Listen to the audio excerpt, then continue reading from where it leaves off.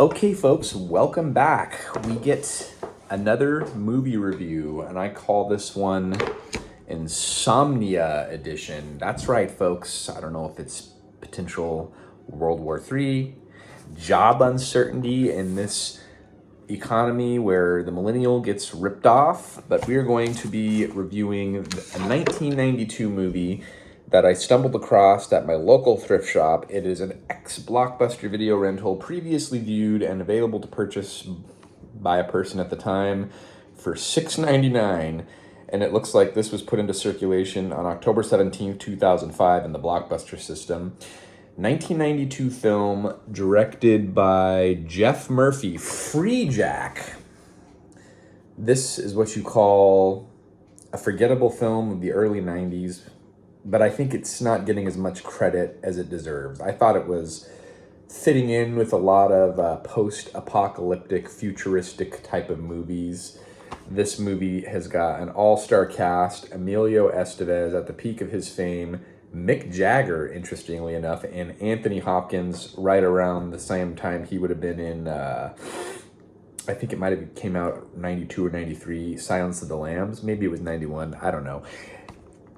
And this film, I think it would pair nicely with a movie like Demolition Man, or perhaps, what's another movie that I was thinking of that's a futurist movie that felt very similar from the time? Oh, yeah, I reviewed that here too. Total Recall. I feel like it would fit good in like a trio of a Saturday afternoon watch. This movie would fit right in as far as how they pictured future automobiles and stuff like that. So this movie was loosely adapted from a 1959 serial novel by this guy, Robert Shecky, called Immortality, Inc. And that is a very critically acclaimed science fiction novel from the 50s. It was even adapted for a BBC episodic television program. Unfortunately, the tapes for that were lost. There's nothing remaining of that. But this is like loose adaptation, right? And it was considered a box office bomb on a $30 million budget. By the way, this movie has a 110-minute runtime. On a $30 million budget between the US and Canada, it grossed $37 million, which to me, I don't understand how profitability works. I guess that's considered a box office flop. So the premise is that Emilio Estevez dies in a race car accident in the early 90s, but with futuristic technology, they're able to eject him from his death that was highly documented and mind swap his perfect body with someone who has passed away. And I like this premise. It's almost kind of like The Matrix, where your mind like lingers in some in-between electronic state where your soul and mind exist outside of your body before it goes to the great beyond, wherever that might be in this idea.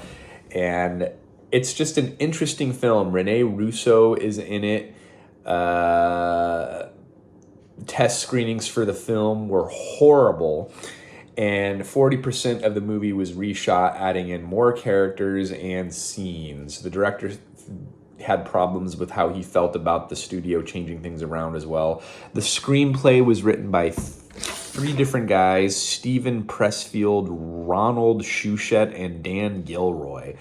There's not a lot on this movie. People hate it. It's not considered a very popular sci-fi film.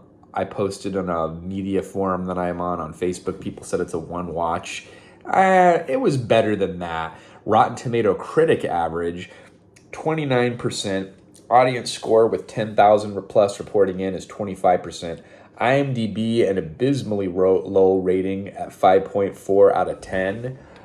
But like I said, I felt like this movie could pair nicely on a weekend with like Total Recall or maybe Demolition Man. I think that the premise is very interesting. I liked it. I liked it more than people give it credit for. I thought there was some really cool scenes, really cool characters. Some of the stuff was really dumb.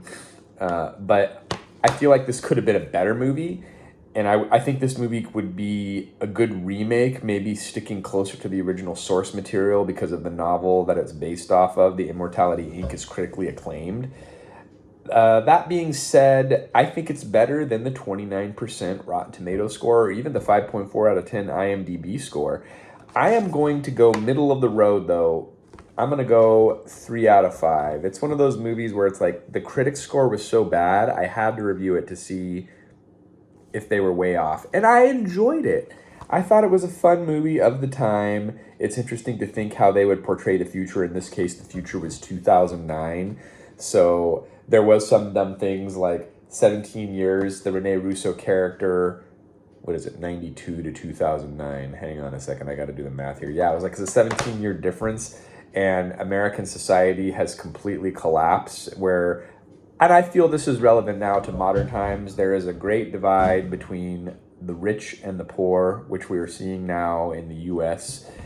It's tough out there, folks.